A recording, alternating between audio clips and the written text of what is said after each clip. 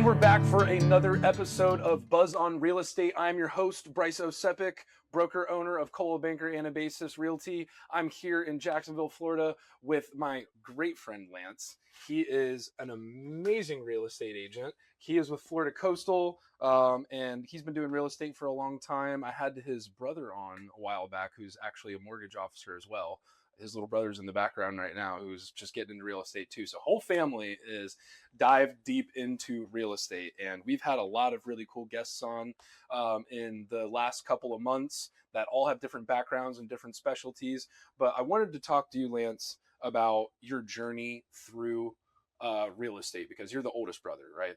That's right. And you've probably been doing this longest than anybody else in your family. Was your family in real estate, or were you the first in the family?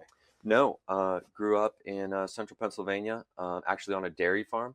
Okay. So hard work and working together as a family and solving problems is kind of in our DNA. Yeah. So it translated well. Why did you leave the dairy farm and come to Florida? Moved to Florida actually a decade ago next week.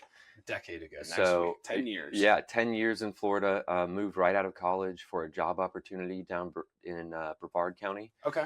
And yeah, kind of right. What was the opportunity? Was it real estate? Used to work in politics. So Used to work in politics. Did a lot of volunteering and part-time work in college, and then worked in politics. Had an opportunity to come down here and work on a lot of campaigns. Okay. And then also did legislative work on the inside in a couple of state houses. What was your favorite part about that? Because I bet that translates to real estate very well. I mean, you've got to know how to shake hands and build relationships with people, which is all part of this business. Yeah, I would say the favorite part about that is actually the same as real estate, which is getting to meet and get to know so many different people with their own perspectives and experiences. And you just get to see so many different cool stories, hear so many different backgrounds. It's awesome. Yeah. And I'm sure that, and what I always tell everybody, you never know who anybody is going to be. Like whenever you shake somebody's hand and meet somebody and get to know them, like you'll never know the connections, the knowledge, the relationships and things that people have until you get face to face with them. So yeah, absolutely. And just leading with caring about the person. Absolutely. And wow, what's your story? Yeah. And you'll never know, they might be having the best week of their life or the worst week of their life, or they might be super closely connected to you or a million miles away, but you can still have a great conversation and usually work together. Absolutely. So it's really awesome. So what was that transitionary point where you were like, I'm going to get out of politics and go to maybe real estate was the next chapter? Yeah. A great friend of mine, actually from the campaign days, he's also in real estate down in Volusia County, but we worked on several campaigns together, and his mom runs a very successful brokerage in Orlando and Tampa. Karen Wilkins, shout out to the Wilkins Way. They really do a great job of caring about their agents and their clients and community. And so got my feet wet there in Orlando, and then fast forward about 6 months, moved up here to Jacksonville to get married. And yeah, so that was kind of the next step, being up here in Northeast Florida. So you were only with that company for 6 months? A little bit longer, maybe like 8 months. Maybe like 8 months. Yeah. Okay. Yeah, really about the majority of my first year, and then moved up here in January of 2020. Got married March 8th, 2020. And everyone knows what happened March 12th, 2020. Yeah. So we were like the last wedding that happened at our venue, and the whole world shut down and everything changed for a lot of people. Well, at least you've got it done before it got That's shut right. down. At least you got it done before it got shut down. We joked it was like an extended honeymoon, because we came back from the honeymoon and it was like, okay, the whole world's on pause. Nobody's working. Everybody's trying to figure it out. Yeah. And I love talking to agents that started around the same time that you started, and like 2019 coming into 2020, because it was such a different market back then. And then COVID happened, turned everything up on its head. And then even since then, now the market is completely different. So yeah. What would you say was like one of the major things that you learned starting as a new agent, going right into the COVID pandemic and having to navigate your way through that? Yeah, especially for new agents that I talk to now. I rewind getting my license 2019. Everybody already thought prices were too high. Everybody thought rates were too high. Everybody thought the market was stagnant. And I'll say, real estate agents have a bad rapport, perhaps, and maybe justly so. Hmm. They're complainers. Yeah. And so every experienced agent that I talked to in 2019 said, oh, you know what? This is the worst it's ever been. Yeah. This is the hardest it's ever been. That's what they always And say. and exactly. And then every year since then, whether it's COVID hitting or rates going to zero and there's 20 offers on every house, or then rates tripling and now no one feels like they know what's going on, and then the market's stagnant and no one's moving.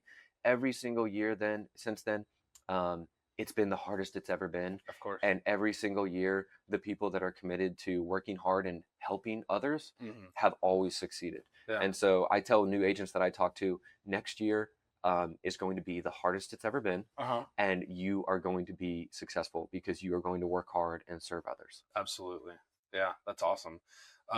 Whenever I first got into real estate, and honestly, most people that I talk to that it's their first year or two in real estate, there's not a lot moving. You're still there. You're drinking from a fire hose. You're trying to figure out where your next deal is going to come from. How quickly did you find success in your first couple of years in real estate, and what do you think was one of the key factors that helped you really find your stride? Yeah, two things. I think alignment is super important. So I was really blessed to be on a great team who invested in me and trained me and gave me opportunities in Orlando. And then moving up here, I floundered around a little bit, didn't really have the support, and was able to find a great team and home and support in the Florida Coastal team. Mm-hmm. But uh, again, speaking to that young agent, there was a time when I had kind of been doing it for 3 to 4 months, but I was still looking back in politics, looking for other opportunities, trying to decide. And really, like everybody, when they start something new, no matter how much you say that you're all in, you're kind of keeping one foot out the door. You're kind of looking for other opportunities. Yeah, of course. And my broker, Karen Wilkins, sat down with me. I could almost take you to the parking lot that I was in.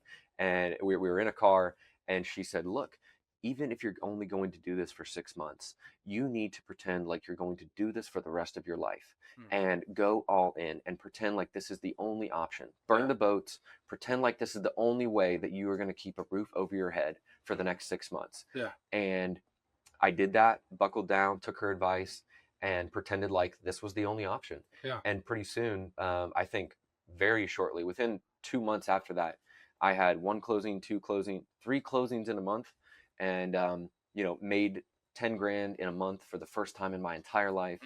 Called my dad, said, I think I made it. I think I made it. I don't even know. I wouldn't know how to spend this much money if I had to. And I think it, not that it's about the money, but the confidence that gives you Absolutely. to go to the next one and to go to the next appointment and sit down with someone and say, yes, we are going to be able to give you incredible service and provide you the ability to reach your real estate goals. Absolutely. It's huge. Impacting people's lives, and it is a rush. Like, I mean, it is sales at the end of the day, and so being able to get those closing checks, I mean, it's you get a little bit of like a high whenever you close them. You're like, wow, okay, but like what I notice is that a lot of agents go through like a cyclical flow of that high where they'll get to their low point, they'll have that conversation with somebody, then it's like, all right, I need to get all in. Boom, and then they close 3 deals in a month, and then they're, I'm riding high. They slow down, and then they just go on this cycle where they close a bunch, have to get back to the drawing board, close a bunch, have to get back to the drawing board. Have you seen that a lot from agents, and what would you say that is the best way to combat that and have consistency? Yeah, I think it's the lead metric and lag metric, right? If you're consistent with your lead metric, the lag metric of closings and people served is going to always stay consistent. Yeah. And so there will be ups and downs no matter what. But when you consistently prospect and when you consistently do your DPAs, your dollar producing activities every day, you're not going to have that up and down. Oh, I had 5 close in a month. Now I have 0 for 3 months while I kind of refill the pipeline. Yeah. And what does that look like for you? Like on a daily, like weekly basis? Like, do you time block? Do you have specific DPAs that you're doing for your schedule? Yeah, the perfect daily schedule for, I truly believe, 90+% of top agents, successful agents, is going to be doing your prospecting, doing the cold stuff in the morning, and Mhm. then in the afternoon going out and on appointments servicing that business that you've earned, Mhm. maybe the day before, maybe months before. Yeah. But having that time block in the morning where you go in, you do the work, talking to people that you've never spoken to, following Mhm. up with new old leads, and really just making sure that you're continuing to do that regardless of what your pipeline looks like. Yeah. Regardless of how you feel too, because And you'll have those yeah. days where you wake up and you're like, God, I do not want to hit the phones right now. Hmm. But that's Yeah. what's gonna move the needle the most. That's what makes all the difference, and especially after you get a couple under your belt, Mhm. and you're like no longer looking for that first one, but you're okay. How do I build this into a business, Yeah, not exactly. just a one time or two times success rate? Do you do like a lot of your own research and trying to build your own business, or would you say that Florida Coastal has kind of given you a lot of training and resources and things over the years to help build you up? Yeah, basically started with them January 1st, 2021, Uh huh. and so that was my first year. And again, very small circle between having just moved here and then COVID. So nobody really Yeah. was even in Florida. There was a time where no one was really going out or meeting new people. The first year, I would say, closed about 36 units, and probably That's um, huge. 80-90% of that was team generated leads. Yeah. And then as I've continued to build my sphere of influence and build my pipeline, I'm probably the inverse now. So occasionally take a team lead, but most of it is sphere of influence. Hmm. But it's a great thing to have that ability to. We generate a lot of leads and Hmm. different lead sources, but Yeah. they all come in at some point in the sales funnel, and you're able to jump in and take advantage of that, even if it's your first day on the job. Yeah. I agree with you 100%. I think when you're starting out as a new agent, it's important to have that lead flow, but you want to get to the point where you're just working sphere. So you have to hit the leads first. Hmm. You have to build your pipeline. You have to build your database for the continual lead flow, and then customers come back. You get the investors, you get the repeat customers, the people that sell their house 2 or 3 years after you worked with them last time. And what I found is once it was probably about year 5 I had been in real estate was Yep. when it really started to snowball. I saw the repeat customers. I wasn't having to pick up the phone as much. Hmm. But I mean, I remember when I was first getting started. I mean, I was smiling and dying all day long. Yeah. Yeah. First My one very in, first last one out. listing. Exactly. And you're willing to take anything at that point, Of and that's a good course. thing. Hopefully you are. My very first listing was like a $35,000 piece of land in O'Brien, Florida. I don't even know where that is. Exactly. It's out by Stark. Okay. And so didn't even know what I was doing, right? Yeah. But you have those opportunities, and you say yes to that, and it's funny because that's a prime example. I think I've sold maybe 7 different properties off that one piece of property between relationships and business earned through connections there. Yeah. And so definitely you need to allocate your time well, but also you need to just be willing to help people where they're at, Hmm. and you never know what the situation is. Yeah. A lot of my best relationships and biggest investors have come from helping with something that was super small, Uh and huh. I could have looked over it or could have said that's not a good use of my time, but I was willing to climb into the foxhole with them and Yeah. say we're going to figure this out and Yeah. solve the problem.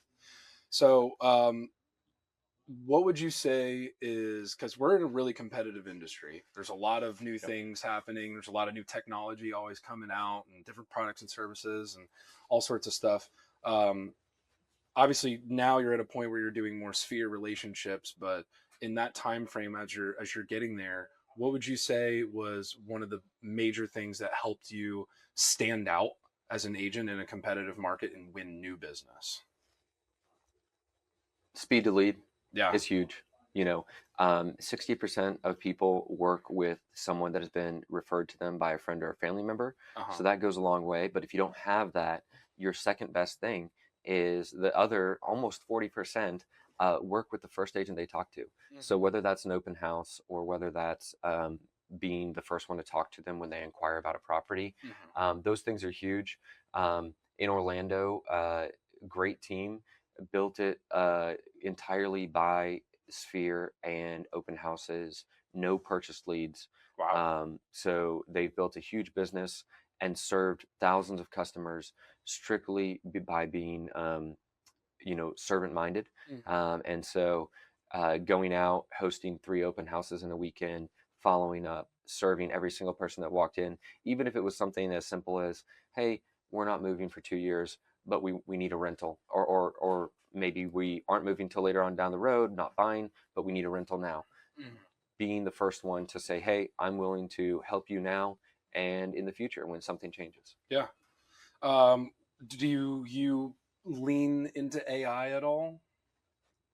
Yes, as much as the person uses that to search and write Yeah. some scripts and write some descriptions and things like that. Uh-huh. And we also do have that implemented in our business as far as answering and some Follow-ups lead with gen customers and things follow-ups. like that. Yeah, we use FUB, Follow Up Yeah. Boss, and so there are a lot of add-ons that we're able to Ton. incorporate that. Yeah, So we use Follow Up Boss too. It's honestly, I think, the greatest CRM for real yeah, estate right now. I know a lot of people, may not be happy that it's owned by Zillow and are, scared of putting their data in there and things like that. But I mean, what's your take on everything that's going on in like the super high level corporate world of real estate with Compass acquiring all these different brokerages? They're suing Zillow. Zillow's got all the things that they're doing. A lot of very interesting moving pieces happening in real estate right now. What do you think about that? yeah. I mean, on a high level, whenever you have a downturn in the market or you have a change in the market and there's kind of a pause, that's the time for people like you and me to acquire market share. And then also at the billion-dollar company level, they're Yeah. doing the same thing. They're acquiring market share.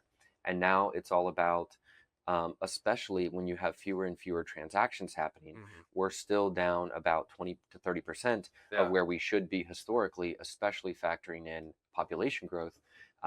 You have these billion-dollar companies acquiring other companies and acquiring more agents Mm. just to capture those leads and to capture those transactions, and then to do all of their auxiliary services, Yeah. whether it's insurance or mortgage Title, or title, mortgage. Yep. and then even down to things like security sales. Yeah. All those things are auxiliary income streams that are consolidating under a Yeah. few big names. I think that they want to, and I mean, you've said it pretty explicitly, but it's supposedly they want to bring in a national MLS. That's what they're, trying to spearhead. And I think it's interesting because, you know, in all the time I've been in real estate, almost 10 years, it's always these localized boards, individual MLSs.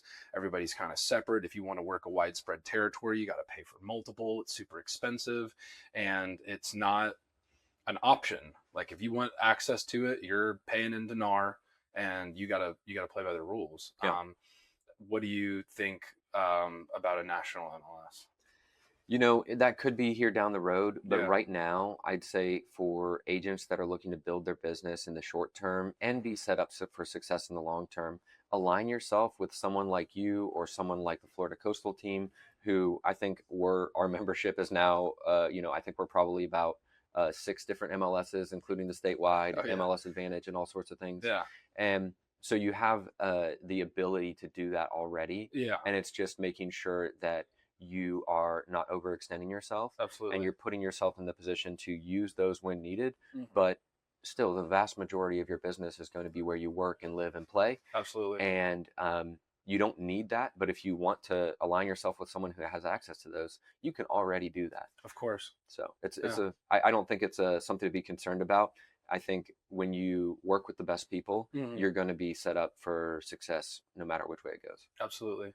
Do you have any major goals or milestones that you're looking forward to for the future? Right now, this year, a good first couple of quarters, and then just setting up the next 2 quarters to finish out strong. And we've been doing more flips right now. Uh-huh. So especially with the market kind of stagnant and more people. So you're buying and doing your own flips right now. Yes. Yeah. How's that going? I feel like the market for flips has been pockety. It's been interesting. It's definitely interesting. And if you talk to people that were doing it in Jacksonville 5 years ago or 10 years ago, they might laugh at you and say, oh, I can't believe you paid that for this, or I can't believe you did this. But the truth is, when the market changes, you can either laugh at it or pull out, or you can change with it and adapt. Yeah. And that's what it's all about. Our last flip, we did a really great job and ended up having 2 full price offers within the first 14 days. That's awesome. And I think that goes to the retail side too. Absolutely. You really have 2 options in any market. You can either be the best priced or you can be the best looking. And in this market, maybe you need to be both. Absolutely. And that's our goal every single time we Yeah. go in with a flip. And also when we sit down with a retail client who's looking to liquidate and sell their property, and realize those gains, we need to look not just at what has sold in the last 6 months, but okay, how are we going to stack up to what is on the market and available right now? And are we going to be the best priced, the best condition, or both? Yeah. And if at all possible, we need to be both. You need to be both. Yeah. Absolutely. And you want to be competitive in a market that has high inventory, and you don't want to be, the highest square footage house in the neighborhood, trying to get too high of a price per square. You don't want to over improve based on the area that you're in. A renovation in Ponte Vedra is probably different to the standard to a renovation in Arlington. Yeah. So I think it's definitely important to track. And we're really blessed, despite the headlines locally and nationally. The numbers for June came out, and we're up 5+% year over year. And if you looked, and that's Northeast Florida. Yeah. And if you had, talked to multiple area experts a year ago, almost none of them would have expected that. Yeah. And they said 1.7% was what they said. Exactly. And we're at 5.4 or 5.7 year over year for June. And when you look and you see places like Cape Coral and Sarasota, which are historically desirable areas. Oh, yeah. And they're down 9, 10, 12% year over year. From the insurance and the hurricanes. I mean, that's what's happening over there right now. And you got to feel for them. It's like, geez, you can't get an insurance policy on a property. You can't finance it. You can only give it to cash buyers, and they're just taking haircuts to get it off. It's huge. Get it sold. Huge. No longer a stack of buyers out the door. And there is definitely the insurance and the hurricane part of it, but also the thing I love about Northeast Florida is that it's built on industry. Absolutely. Whether it's logistics or finance or medical, military too. Ton of military. Huge military, and a ton of people don't realize that when they buy in Orlando or Miami or Tampa, you're really dependent on that second home buyer and that vacation buyer and those sorts of vacation industries that we just really have built our foundation of our economy here in Northeast Florida on families moving here for good paying jobs, good schools, and a place they want to raise and their kids and start a life. Absolutely. So it's really to our benefit, and I think it's going to continue to be that as you see other things going sideways elsewhere in the state. Yeah, I agree 100%. Seems like you've got a really great outlook and you've got a lot of really great insight. Let's give one final thought to people that are tuning in. What would you leave them with today? If you're a seller, we're still seeing top dollar for properties that are priced correctly. We just wrote an offer and came in second out of 4 offers in 48 hours. Nice. Great looking home, priced correctly, and went 6% over asking. Can't beat that. And if you're a buyer, there are still really good deals out there. Great deals. Every time you see a headline that says the market is doing terrible or home sellers are having a tough time selling, as a buyer, that means there's opportunities. Yeah. And then as an agent, I was just watching a training, and Brian Buffini, a great book recommendation for you or anyone who's listening, is The Immigrant Edge.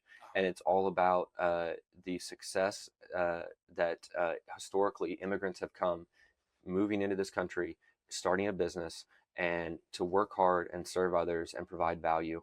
And that's not going to be going away anytime soon. No. So I think as long as you wake up every day and say, who can I go out there and serve? Everybody's going to be just fine. I agree 100%. Well, that is some amazing insight from our good friend Lance at Florida Coastal Team. He's got incredible value and insight. If you want to connect with Lance, how can they get in touch with you? Our website is floridacoastalteam.com, and I'm on Facebook and Instagram. Facebook and Instagram, Lance Barnett, Florida Coastal. Look him up. Thanks for tuning in to another episode of Buzz on Real Estate with your host, Broker Bryce, Coldwell Banker Anabasis.